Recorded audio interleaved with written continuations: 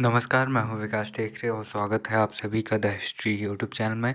और ये वीडियो कुछ छोटे-छोटे टॉपिक्स से मिलकर बना हुआ है और इसमें हम न केवल आंग्ल-नेपाल संबंधों को समझने वाले हैं, बल्कि आंग्ल-बर्मा संबंध जो आज के समय पर जो म्यांमार हमारे ईस्ट नॉर्थ ईस्ट में हमारे पड़ता है, उसके बारे में हम यहाँ पर समझेंगे।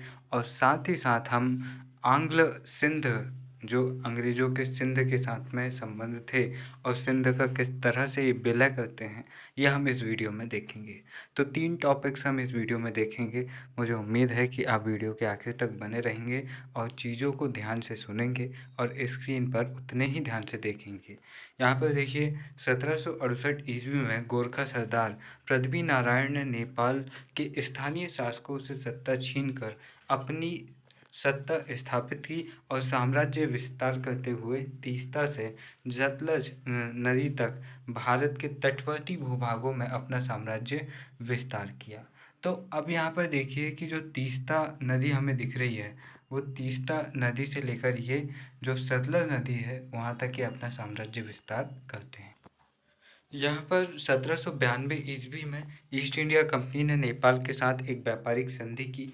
गवर्नर जनरल बेलेजली के समय 1801 ईस्वी हम देखते हैं, गवर्नर जनरल बेलेजली 1798 से 1805 ईस्वी तक यहाँ पर गवर्नर जनरल बनते हैं और ये अपनी सहायक संधि के लिए बहुत ज़्यादा फेमस है, जिसमें सबसे पहले ये अवध को, फिर मैसूर को, फिर मराठों को भी ये 1802 में उसमें शामिल करते हैं। अब ईस्ट इंडिया कंपनी ने गोरखपुर और बस्ती के क्षेत्र यहाँ पर जीत लिए और इससे कंपनी व नेपाल राज्य की सीमाएं आपस में मिलना प्रारंभ होती हैं। नेपाल राज्य और कंपनी दोनों ही साम्राज्य विस्तार की नीति पर बल दे रहे थे, अतः लॉर्ड हेस्टिंग्स के समय आंग्ल नेपाल युद्ध की शुरुआत होती है और 1814 से 16 ईस्वी के दौरान हम यहाँ पर इन युद्धों की शुरुआत देखते हैं और ये प्रथम आंग्ल नेपाल युद्ध इसे कहा जा सकता है। आंग्ल नेपाल युद्ध में डेविड ऑक्टाविनी ने नेपाल के सेनापति अमर सिंह थापा को निर्णायक रूप से हराया और निर्णायक रूप से नेपाल यहाँ पर पराजित होता है। इसके बाद में हम देखते हैं सुगोलू की संधि होती है और यहाँ पर संगोला की संधि करके भी एक संधि हमें देखने को मिलती है, जहाँ पर 1749 ईस्वी में 1749 में जो मराठा छत्रपति हैं राम राजा या राजा राम सेकंड, वो अपने सारे अधिकार किसको सौंप देते हैं, बालाजी बाजीराव को। बालाजी बाजीराव 1740 से 1761 ईस्वी पानीपत के तृतीय युद्ध में हाल तक मराठा पेशवा बने रहते हैं। तो यहाँ पर देखिए, संगोला या सुगोली दो अलग अलग संधियाँ हैं, ये आपको ध्यान रहनी चाहिए। सुगोली की संधि 4 मार्च 1816 ईस्वी को सुगोली या संगोली की संधि होती है और इसके कुछ प्रावधान होते हैं, जैसे कंपनी को नेपाल राज्य से गहड़वाल और कुमाऊं क्षेत्र मिलते हैं। ये गहड़वाल और कुमाऊं क्षेत्र कहाँ हैं, तो ये आज के उत्तराखंड में ये गहड़वाल और कुमाऊं क्षेत्र पड़ते हैं। नेपाल शासक ने काठमांडू में एक ब्रिटिश रेजिडेंट रखना स्वीकार किया और नेपाल शासक ने सिक्किम राज्य पर अपना दावा छोड़ दिया।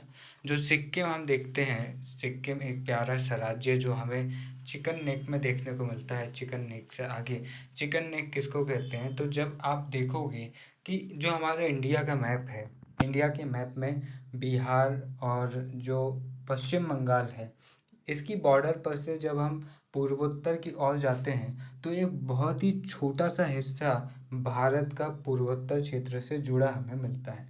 बाकी आपको नीचे बांग्लादेश मिल जाएगा और ऊपर आपको नेपाल का हिस्सा मिल जाएगा, जहाँ पर आपको किशनगढ़ वगैरह ज़िले आपको देखने को मिलते हैं, चौपाड़ा मिलते हैं, महानदी यहाँ पर बहती है। तो ये छोटा सा हिस्सा जो मुर्गे की गर्दन की तरह यहाँ पर देखने को मिलता है। जैसे मुर्गे की गर्दन को अगर आप काट देंगे तो जो मुर्गा है, हैन है या कॉक जो भी आप बोलें, वो मर जाएगा। इसी तरह अगर इस चिकन नेक पर कब्जा कर लिया जाए तो भारत का पूर्वोत्तर राज्यों से संबंध, जो 7 राज्य हैं प्रमुख, जिनमें त्रिपुरा, मिजोरम, मणिपुर, नागालैंड, असम, मेघालय और सिक्किम जैसे राज्य जिसमें शामिल होते हैं। ये जो 7 सिस्टर्स यहाँ पर कहलाते हैं, अरुणाचल प्रदेश, असम, नागालैंड, मणिपुर, मेघालय, त्रिपुरा, मिजोरम, सिक्किम वगैरह, इनसे भारत का संबंध टूट जाएगा। तो इसको कहते हैं भैया चिकन नेक, ये आपको ध्यान रखना। इसलिए सिलीगुड़ी कॉरिडोर वगैरह अलग अलग चीज़ें बनाकर भारत सरकार यहाँ पर मजबूती प्रयास करने का काम करती है। तो यहाँ पर इस सिक्किम पर ये दावा अपना छोड़ देते हैं और यहाँ पर कंपनी को नेपाल से रुहेलखंड और तराई के क्षेत्र प्राप्त होते हैं। रुहेलखंड किसको कहा जाता है? तो ये जो उत्तर प्रदेश का जो उत्तरी वाला जो नेपाल से लगा वाला हिस्सा है उसको रुहेलखंड बोलते हैं, और तराई रीजन इनको प्राप्त होता है, जिसे कंपनी युद्ध के दौरान अवध के नवाब से 1 करोड़ रुपए के ऋण लिए जाने के बदले अवध को बेच देती है, सौंप देती है। ठीक है, तो यहाँ से हम देखते हैं कि फिर अंग्रेजों और नेपाल के संबंध ठीक ठाक रहते हैं, क्योंकि यहाँ पर ज़्यादा हस्तक्षेप ना तो अंग्रेज करते हैं और ना ही नेपाल दोबारा अपना मतलब क्षेत्र वापस लेने का प्रयास करता है।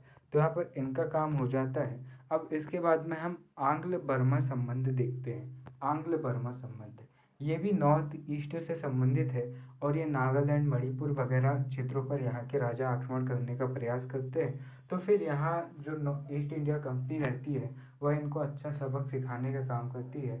और जब आप मैप देखोगे तो भारत के पूर्व में जो हमारे पूर्वी राज्य हैं उनकी सीमा लगी है किससे? चीन से लगी है, उनकी सीमा तिब्बत से लगी है, और सिक्किम वगैरह की सीमा नेपाल से। और बाकी जितने भी नॉर्थ ईस्ट के राज्य हैं अंदर वाले जो त्रिपुरा, मेघालय और असम वगैरह है, इनकी सीमा लगी है किससे? बांग्लादेश से। बाकी जितने राज्य हैं उनकी सीमा हमें देखने को मिलती है जो मनम्यार है उससे हमें देखने को मिलती है। ये भी ध्यान रखना कि एकमात्र त्रिपुरा भारत का ऐसा राज्य है जो तीनों ओर से एक विदेशी देश बांग्लादेश से घिरा हुआ है। ठीक है, तीनों ओर से वह घिरा हुआ है बांग्लादेश से, और सिर्फ पूर्व की तरफ से वह असम और मिजोरम से जुड़ा हुआ है। तो जब आप लगातार मैप देखोगे तो आपको ये चीज़ें समझ में आएंगी और इससे आप अपने विषय को और बेहतर तरीके से समझ पाओगे। तो हमने इतिहास लेखन में अक्सर जब हम एमए करते हैं तो इतिहास लेखन में ऐसे टॉपिक होते हैं कि भैया इतिहास का साहित्य से क्या संबंध है, इतिहास का भूगोल से संबंध, राजनीति से संबंध। तो एक प्रकार से कहने का ये मतलब है कि हर विषय किसी न किसी माध्यम से एक अलग विषय से भी जुड़ा हुआ है, सब कुछ जुड़ा हुआ है। ठीक है, तो यहाँ पर शंकराचार्य की बात वही है कि भैया सब कुछ एक ही है, सब कुछ ब्रह्मा ही है, बाकी जगत मिथ्या है। तो यहाँ पर सभी सब्जेक्ट्स की अगर आप थोड़ी बहुत समझ रखेंगे तो आपके विषय में आपकी पकड़ और भी ज़्यादा मजबूत होगी। और जब आप अन्य विषयों को समय निकाल कर थोड़ा थोड़ा पढ़ते हैं ना तो आपका पढ़ने में इंटरेस्ट भी आता है। वरना एक ही टॉपिक को पढ़ते रहो, वही हिस्ट्री वही हिस्ट्री वही हिस्ट्री, और फिर बाद में पता चलता है कि अकबर पढ़े और फिर भूल गए कि अकबर राजा कब बना था। ये ऐसा लोचा होता है। तो इससे बचने के लिए अलग अलग इंटरेस्टिंग तरीके से आपको पढ़ना चाहिए। आंग्ल बर्मा संबंधों की बात करें तो बर्मा के राजा बोधोपैया, बर्मा के जो राजा है बोधोपैया, 1784 ईस्वी में अराकान और मणिपुर का क्षेत्र जीतते हैं। अराकान और मणिपुर, जो मणिपुर हमारा स्टेट है ना, उसको ये जीत लेते हैं, जिसकी राजधानी इम्फाल है। अब ईस्ट इंडिया कंपनी ने बर्मा राज्य के साथ अनबन रोकने के लिए अलग अलग समय में अपने 3 दूत बर्मा दरबार में भेजे, कैप्टन साइम्स, कैप्टन कॉक्स और कैप्टन कैनिंग। अब बर्मा के अगले शासक ने 1818 ईस्वी में बंगाल के गवर्नर जनरल लॉर्ड हेस्टिंग्स को पत्र लिखा, जिसमें कंपनी के अधीन क्षेत्र मुर्शिदाबाद, ढाका, चटगांव, कासिम बाजार और असम आदि पर बर्मा का दावा करते हुए उसने मांग की। उसने कहा कि भैया जो मुर्शिदाबाद है, ढाका, चटगांव वगैरह है और जो कासिम बाजार है, ये सब कहाँ पर है? तो ये है भैया बांग्लादेश में आज के, उस समय पर बंगाल में थे। और जो असम है ये सब हमारे हैं, हमको दे दो, बात ख़त्म, वरना फिर पूरी ईस्ट इंडिया कंपनी हम उखाड़ के फेंक देंगे, यूरोप तक रगड़ रगड़ के मारेंगे, याद रखना। अब ऐसा उनका मन में रहा होगा, लेकिन इस दावे के कारण यह था कि मध्यकाल में ये क्षेत्र अराकान के शासक को कर देते थे। ठीक है, और अराकान बर्मा के अधीन था। तो यहाँ पर इनका ये कहना था कि भैया अराकान हमको टैक्स, अराकान हमारे अधीन है, और अराकान के राजा ने इन क्षेत्रों को जीता था और अराकान को ये टैक्स देते थे, तो ये अराकान के अधीन हुए और अराकान हमारे अधीन है, तो इसका ये मतलब है कि नौकर का नौकर हमारा भी नौकर हुआ और वह हमारे घर में भी काम कर सकता है। इस तरह की बात करते हैं। कंपनी राजा के पत्र को हवा में उड़ा देती है और एरोप्लेन बना के उसको उड़ा देती है, कोई जवाब नहीं देती। और 1821-22 ईस्वी में बर्मा के शासक पागी दुआ ने असम को जीत लिया। अब पागी दुआ बोलते हैं कि भैया बहुत हुआ, अब तो अच्छे से पका ही देता हूँ, और असम को वह जीत लेता है। और इस विजय के बाद कंपनी के राज्य और बर्मा राज्य की सीमाएं टकराने लगती हैं। अब कंपनी को चिंता होती है कि भैया अगर हमको हमारे क्षेत्र सुरक्षित रखने हैं तो बर्मा को तो सबक सिखाना ही पड़ेगा। अब यहाँ पर 1823 ईस्वी में बर्मा की सेना ने कंपनी के अधीन चटगांव के निकट शाहपुरी क्षेत्र पर आक्रमण कर दिया और इसी के साथ प्रथम आंग्ल बर्मा युद्ध प्रारंभ होता है। बोलिए सत्यनारायण भगवान की जय। अब यहाँ पर प्रथम आंग्ल बर्मा युद्ध शुरू होता है 1824 से 26 ईस्वी, और यहाँ पर गवर्नर जनरल इस समय पर होता है लॉर्ड एमहर्स्ट। अब इस युद्ध में बर्मा सेना को कंपनी की सेना से पराजित कर असम, मणिपुर, कछार तथा अराकान क्षेत्र से निकाल देती है। कौन? ब्रिटिश सेना।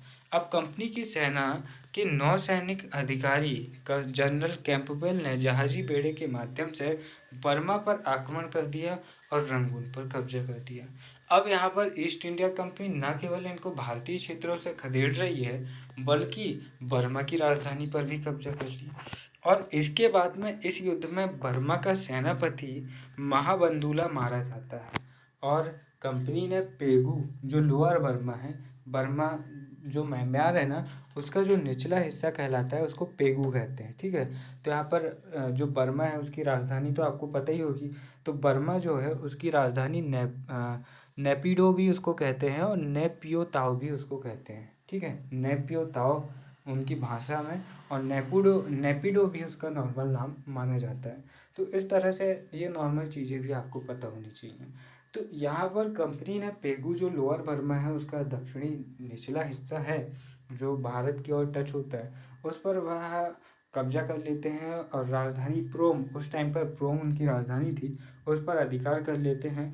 और बर्मी सेना ने यहाँ पर आत्मसमर्पण कर दिया। जो बर्मी सेना है वह यहाँ पर आत्मसमर्पण कर लेती है। ठीक है ना। अब एक चीज़ जो आपको पता रहनी चाहिए भैया, बहुत ही इम्पोर्टेंट है, कि यहाँ पर जो बर्मा है, यहाँ के इसके क्षेत्रों पर ये आक्रमण कर देते हैं, और इससे क्या होता है कि इससे यहाँ पर बहुत ही ज़्यादा हलचल मच जाती है, और फिर इन्हें लगता है कि भाई साहब अब हमारे पास कुछ करने को है नहीं। तो 1826 में बर्मी सेना आत्मसमर्पण करती है और 1826 में यांडोक की संधि होती है। अब आपको ये देखना है कि आपको संधियाँ दो तरीक़ों से याद रखनी है। पहली कि अगर मराठों के साथ युद्ध हो रहा है तो आपको संधियों का क्रम याद रखना है कि कब कौन सी संधि हुई। ऐसे ही इनके साथ भी यही समस्या है। और दूसरी चीज़ आपको ये भी देखना है कि जो संधियाँ हो रही हैं, कई बार ऐसा भी पूछ लिया जाता है, एक तरफ दिया जाएगा यांडूक की संधि, उसके सामने नेपाल, फिर नीचे दिया जाएगा संगोला की संधि, उसके सामने बर्मा, फिर दिया जाएगा श्रीरंगपट्टनम की संधि, उसके सामने मराठा, और फिर दिया जाएगा जो बसीन की संधि, फिर उसके सामने दिया जाएगा मराठा, वो टीपू सुल्तान, और फिर बोलेगा कि सही जोड़ी मिलाओ। तो इस तरह से भी आपको संधि याद रखनी चाहिए। हालांकि इसमें इतना इम्पोर्टेंट सन नहीं पूछते हैं, लेकिन सन भी अगर आप ध्यान रखें तो अच्छी बात है। 1826 ईस्वी में यह यांडू की संधि होती है, और यांदवू की संधि में क्या क्या होता है यह हमको देखना है। इंद्रावती करके एक बहुत ही फेमस नदी है, एरावती करके, वो भी इस बर्मा क्षेत्र से बहती है। तो यहाँ पर देखो, बर्मा आवा, यानी कि आवा भी उसका नाम था बर्मा का। तो आवा के राजा यानी कि बर्मा के राजा कंपनी को 1 करोड़ रुपए युद्ध हर्जाना देने स्वीकार करते हैं। बर्मा ने कंपनी को अराकान तेनासरीन के क्षेत्र सौंप दिए, और बर्मा ने मणिपुर राज्य पर अपना दावा छोड़ दिया और मणिपुर को स्वतंत्र राज्य मान लिया। बर्मा के शासक ने कंपनी के अधीन कछार, जैंतिया और असम पर बर्मा का दावा छोड़ दिया। आवा यानी कि बर्मा में कंपनी का एक रेजिडेंट और कलकत्ता में एक बर्मी राजदूत रखे जाने की व्यवस्था की गई। कंपनी का बर्मा में राजदूत जनरल बर्नी को बनाया गया। ठीक है। अब 1840 ईस्वी में बर्मा के शासक थेराबाड़ी ने यान्दुबू की संधि को मानने से इनकार कर दिया तथा बर्मा स्थित कंपनी के रेजिडेंट को बर्मा से निष्कासित कर दिया।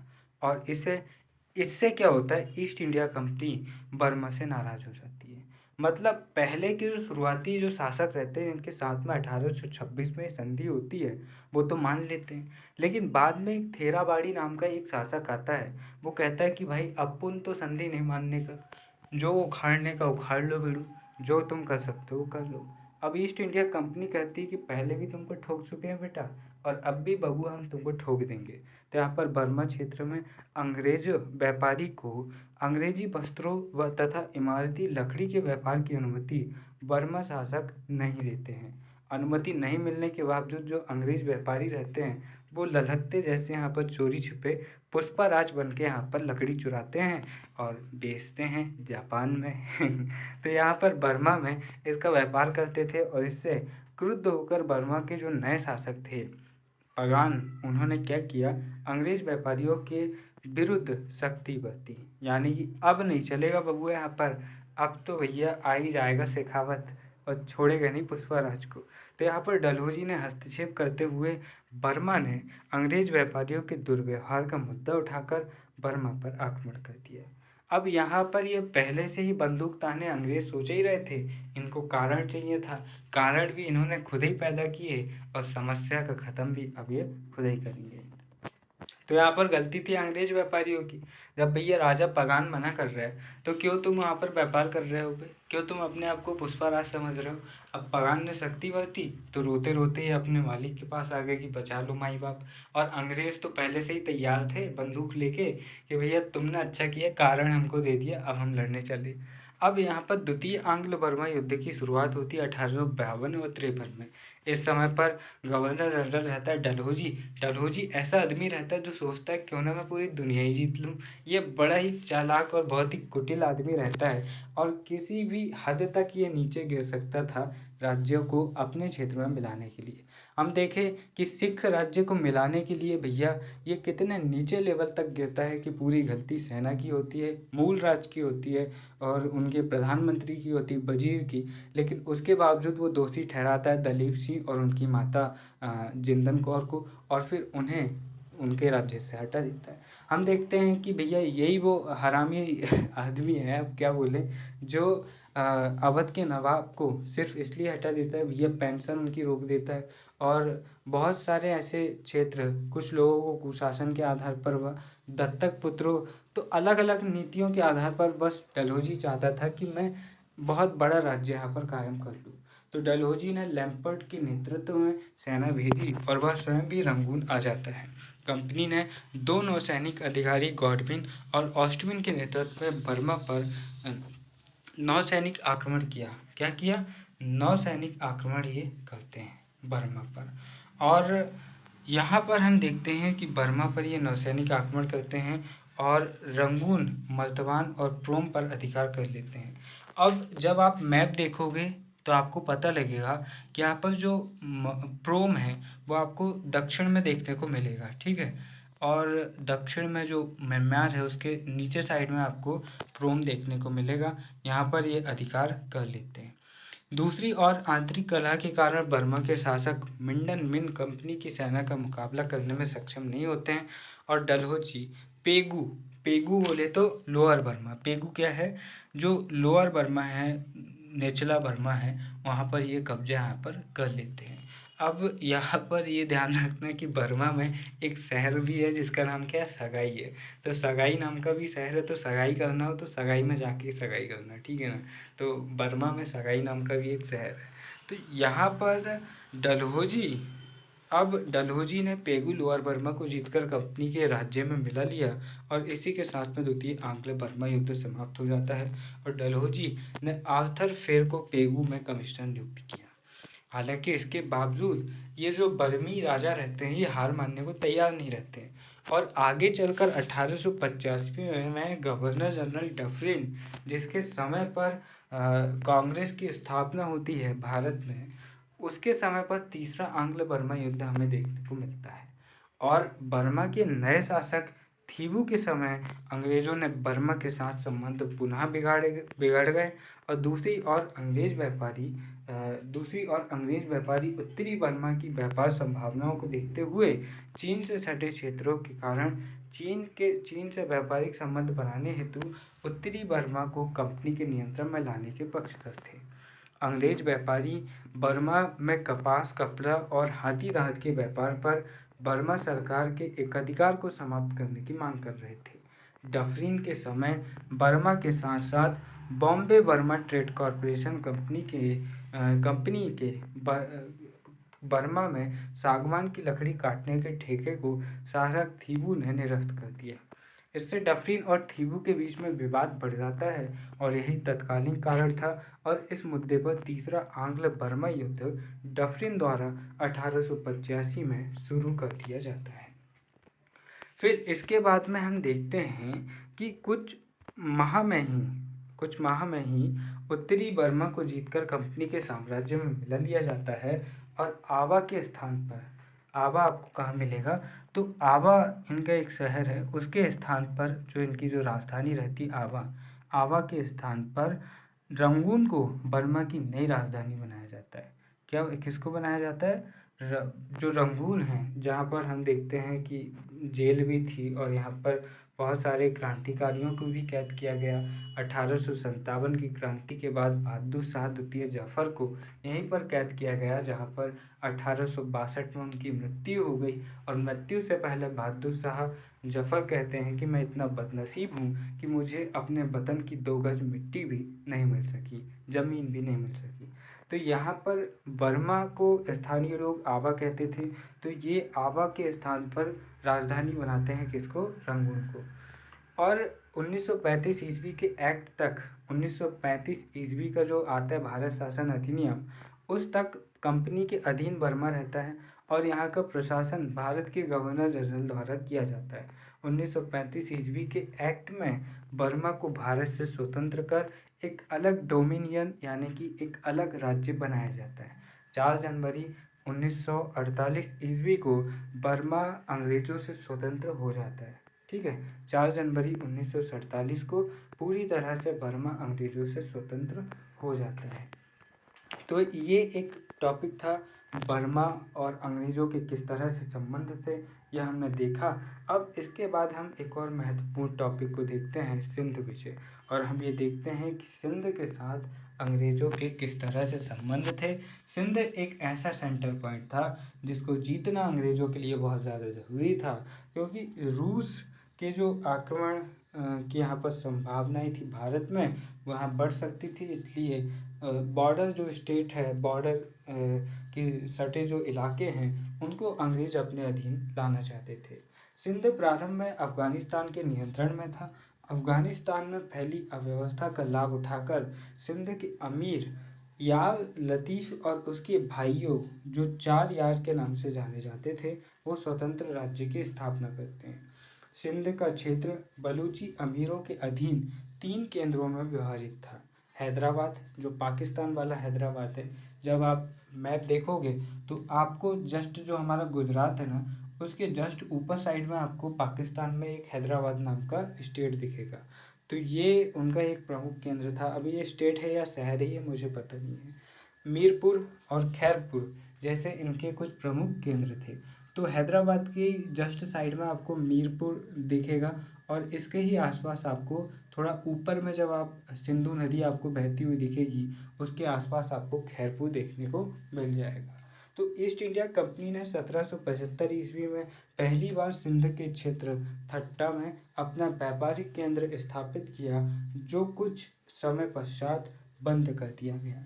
नेपोलियन के भारत आक्रमण करने की अफवाह के मद्देनज़र गवर्नर जनरल मिंटो फर्स्ट ने 1809 ईस्वी में सिंध के अमीरों के साथ शाश्वत मित्रता की संधि की, जिसके तहत सिंध के अमीरों ने सिंध में फ्रांसीसियों को बसने और समर्थन देना नहीं स्वीकार किया कि भाई हम अंग्रेज़ों के दुश्मनों को हम समर्थन नहीं देंगे और फ्रांसीसी भी उनके दुश्मन हैं तो हम उनको भी समर्थन नहीं देंगे। अब 1831 ईस्वी में बोर्ड ऑफ कंट्रोल के अध्यक्ष एलन बरो ने सिंधु नदी के स्रोत की खोज करने के बहाने अंग्रेज अधिकारी अलेक्जेंडर बर्न्स को सिंधु नदी का सर्वेक्षण करने के लिए सिंध भेजा। पंजाब के शासक रणजीत सिंह ने रोपड़ में गवर्नर जनरल विलियम बेंटिंक से मुलाकात कर सिंध के बंटवारे का प्रस्ताव दिया, जिसे गवर्नर जनरल अस्वीकार कर देता है। 1832 ईस्वी में विलियम बेंटिंक ने कर्नल पोर्टिगर को सिंध के अमीरों के साथ व्यापार हेतु संधि करने भेजा और सिंध के अमीरों के साथ एक व्यापारिक संधि यहाँ पर सफलतापूर्वक हो जाती है। तो कुल मिलाकर ये सिंध क्षेत्र में अपनी दखल अंदाजी बढ़ाना चाहते थे ताकि नेपोलियन अगर कभी आक्रमण किया तो उसके आक्रमणों से ये बच सके। 1832 ईस्वी के बाद अंतर्राष्ट्रीय स्तर पर रूस द्वारा साम्राज्य विस्तार के लिए भारत की ओर बढ़ने की घटना हमें देखने को मिलती है। रूसी आक्रमण से भारत की सुरक्षा के लिए गवर्नर जनरल ऑकलैंड ने अफगानिस्तान पर कंपनी का नियंत्रण स्थापित करने की योजना बनाई। दूसरी ओर 1838 ईस्वी में कंपनी ने सिंध के अमीरों के साथ 1832 ईस्वी की व्यापारिक संधि का दायरा बढ़ाते हुए हैदराबाद में कंपनी का एक रेजिडेंट स्थापित किया। 1838 ईस्वी में अफगानिस्तान के अपदस्थ शासक शाह शुजा को अफगानिस्तान में स्थापित करने के लिए पंजाब शासक रणजीत सिंह, शाह शुजा और गवर्नर जनरल ऑकलैंड से यहाँ पर त्रिपक्षीय संधि यहाँ पर तीनों के बीच में होती है। और इस त्रिपक्षीय संधि में क्या प्रावधान होते हैं, तो रणजीत सिंह और कंपनी मिलकर शाह शुजा को अफगानिस्तान में स्थापित करेंगे। हम यहाँ पर देखते भी हैं कि रणजीत सिंह जब शाह शुजा को अफगानिस्तान में स्थापित करते हैं तो शाह शुजा खुश होकर रणजीत सिंह को कोहिनूर हीरा गिफ्ट करता है। अब सिंध राज्य के साथ विवाद में रणजीत सिंह ने कंपनी की मध्यस्थता स्वीकार की और शाह शुजा ने सिंध पर अपने सारे अधिकार इस शर्त पर त्याग दिए कि सिंध अफगानिस्तान को पूर्व की बकाया राशि का भुगतान करेगा। हालांकि इस बकाया राशि का निर्धारण कंपनी द्वारा किया जाना था। 1839 ईस्वी में ऑकलैंड के समय प्रथम आंग्ल अफगान युद्ध प्रारंभ होता है और इस युद्ध में आर्थिक और सैनिक सहायता प्राप्त करने के लिए सिंध के अमीरों पर कंपनी ने फरवरी 1839 ईस्वी में कंपनी ने एक संधि थोपी। कब? 1839 ईस्वी में। और इस संधि में उन्होंने कहा कि अफगान युद्ध के लिए सिंध राज्य से कंपनी की सेना गुजरने की अनुमति यहाँ पर इन्हें मिली और साथ ही साथ सिंध के शिकारपुर और भक्कर क्षेत्र में सिंध के खर्चे पर कंपनी सहायक सेना रखी जाएगी। कराची जो कि पाकिस्तान में है, यहाँ पर कंपनी के सैनिक सामान के लिए गोदाम बनाया जाएगा और आवश्यकता पड़ने पर सिंध के अमीर कंपनी को सैनिक सहायता भी उपलब्ध कराएंगे। अब इन्होंने खुद शर्तें बना ली और खुद उन पर थोप भी दी। अब प्रथम आंग्ल अफगान युद्ध 1839 से 42 के समय पर होता है और सिंध के अमीरों ने कंपनी को सैनिक सहायता उपलब्ध यहाँ पर करवाई और इस युद्ध में कंपनी की यहाँ पर बहुत बुरी तरह से हार होती है। अब 1842 में नया गवर्नर जनरल बनता है लॉर्ड एलन बरो और वह क्या करता है कि सिंध में आउटरम के स्थान पर चार्ल्स नेपियर को अगला रेजिडेंट यहाँ पर नियुक्त करता है। हम देखते हैं कि चार्ल्स नेपियर को ये सिंध जो सिख राज्य है वहाँ पर भी नियुक्त कर चुके होते हैं। अब कंपनी ने अफगान युद्ध की पराजय की हानि की भरपाई के लिए सिंध के विलय की योजना बनाई और सिंध के अमीरों पर अफगान युद्ध में अंग्रेज़ों के विरुद्ध करने का आरोप लगाया।